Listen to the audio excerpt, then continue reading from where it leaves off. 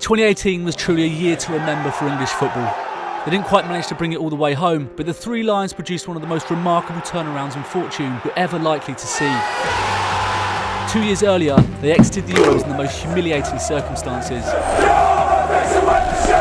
And just 8 months before the start of the tournament, qualification for the World Cup was greeted like this.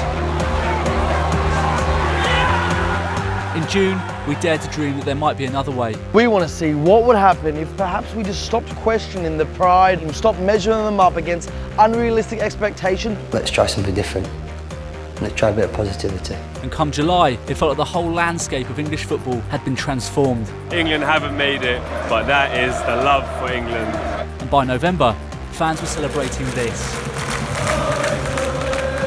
So how do we go from this to this? This is the story of how England fell back in love with its football team.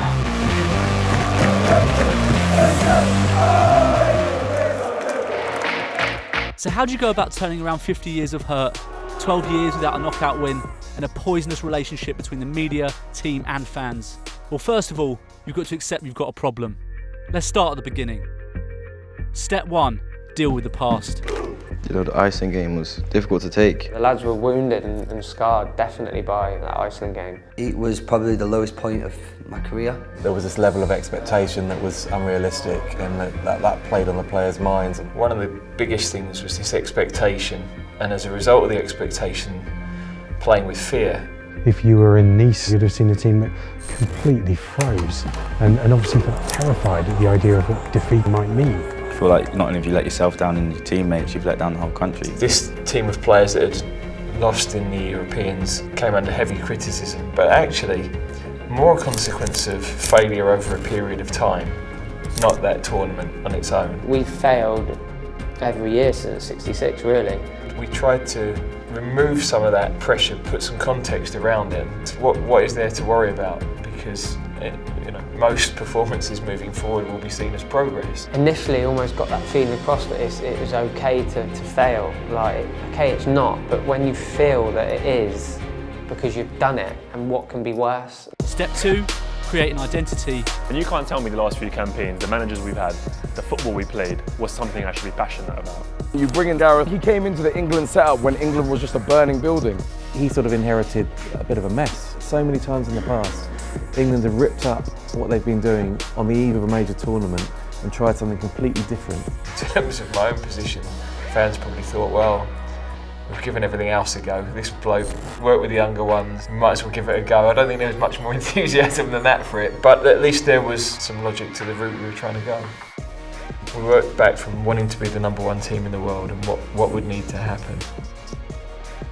I'd seen enough players of technical quality in our junior teams to believe that England could play in a different way.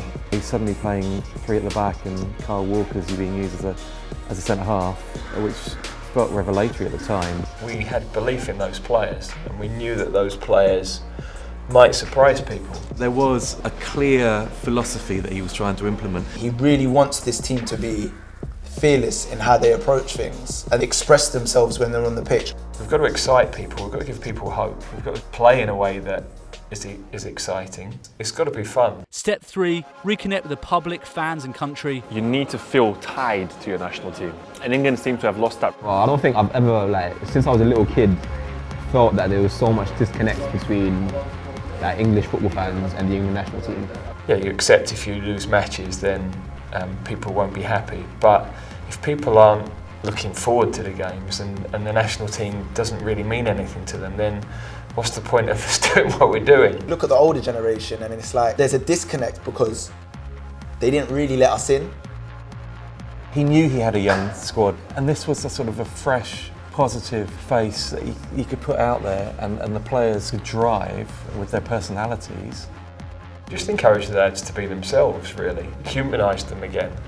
They're not this far away from the public. They're just the young lads who are all fans, who are from the parts of the country that everybody comes from. Jamie Vardy, made in Sheffield!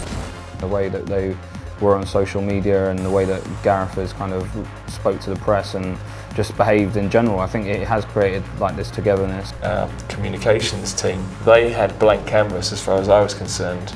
How might you approach this differently? They did the pieces with Copa before the World Cup. We were more active on social media. We had the Lions Den shows from the camp, all of which were a bit risky. But I think that allowed people to see the lads as they genuinely are. For the first time, we felt really close to our players, and these memes that we were seeing, that Harry Maguire in the swimming pool with Lingard on this inflatable unicorn, that was an incredible way to just sort of soften their appearance a little bit. I don't think any of us connected all of that and thought how powerful that would be moving forward. But I'm bloody glad we did it. Step 4, get the media onside. Pressure on our players is immense. We might say that we don't hear things and all this stuff, but we do. Some players, I'm sure, would be scared, you know, to have a bad game. You know, you might say, yeah, professional, get on with it. You even get 5 seconds of that, you're just like... People are hiding in the shell a little bit because they're worried of what stick they're going to get, you know, from half of the country. In any walk of life, you feel you're being judged, that can lead to a stress response. The ultimate source of feeling judged from a social perspective is the media. It's people who can get their message out to a nation. You don't need to have that in the back of your head that everyone's angry at you. If you're scared that when you make a bad pass or you miss a goal that you're going to be scrutinised and everyone's going to jump on your back, you maybe won't take that chance that was there or that risky pass. You're essentially suffering from performance anxiety and your decision making suffers. It's no use us saying we want to manage the media or we want to control the media, because in the end it's the responsibility of the media to report what's going on, and if you're not playing well or you're making mistakes or they don't agree with things, then they'll say that. But what we wanted was I didn't feel there needed to be this animosity.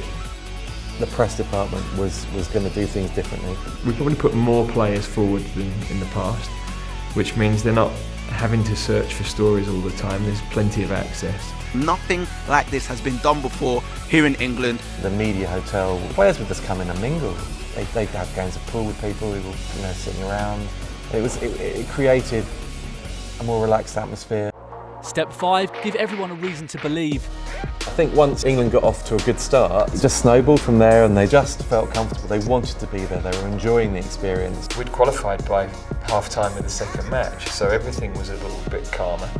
The next important moment was winning a knockout match to show progress. We hadn't won one since 2006. So all of a sudden we'd knocked a few barriers down, you know, a late winner, a comfortable win, a knockout win, a penalty shootout win. Winning the penalty shootout was a massive moment, and I think it shows that actually this wasn't luck, this was his kind of philosophy coming to fruition. Yes, there's no doubt my own personal history with penalties as well.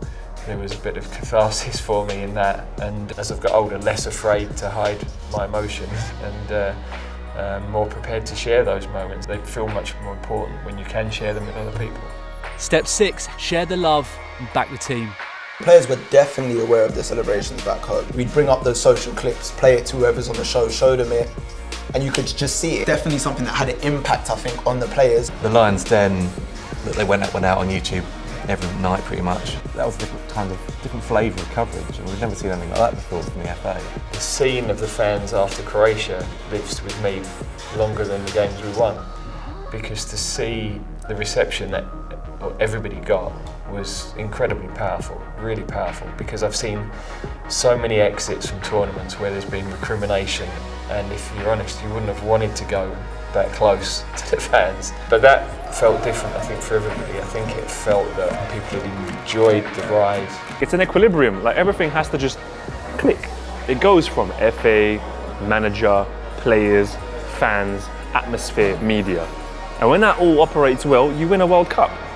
Well, not quite. But for the effect that it had on the country, they may as well have done. They could see the team was a young team they could connect with, and it was fun. It was an antidote to everything else that was going on at the time, really. Like, you could see it on the faces, this meant everything to the team, and what can you ask for more? So that's how you turn one of the most depressing national teams in the world into a beacon of hope for a beleaguered nation. But what happens next? How do you follow that? Well, for this team, for this manager, what you don't do is rest on your laurels. Obviously the initial feeling was one of huge disappointment. We're so close to a World Cup final. And then you spend weeks, okay, what might we have done differently? How might we have made it better? But we've got to learn from those bits. Sometimes it's too easy to say, oh, we'll be better in 2 years' time, because there's always that at the back of your mind that that might have been your best chance. And I've seen lots of teams talk about being better in 2 years and then not take those steps. We have to make that happen. You approach a new tournament with the same level-headedness, the same unsentimental, merit-based approach to team selection, and with a new, more expansive tactical philosophy. We shouldn't dismiss the Nations League just because it's a new tournament. Maybe in 20 years' time we look back and think, blimey, England, you know, they won the first Nations League. We've had an unprecedented run of fixtures. Then the Nations League on the back of that, where normally we'd have been into qualifiers. So what gives me encouragement around that is that there's real competition for places coming. And now we're having some improvement. Then we've got to keep the humility, but the players are hungry to do that. They're not where they want to be. All of which begs the question, just how far can this team go? And what does the future hold for the Three Lions? We had a mission before the World Cup to get these fans back on our side and believe in this nation again. These lads have done it. It's been great to keep the momentum going since the World Cup, and that's what we've got to look to do now with a mind on where we want to be in 18 months' time.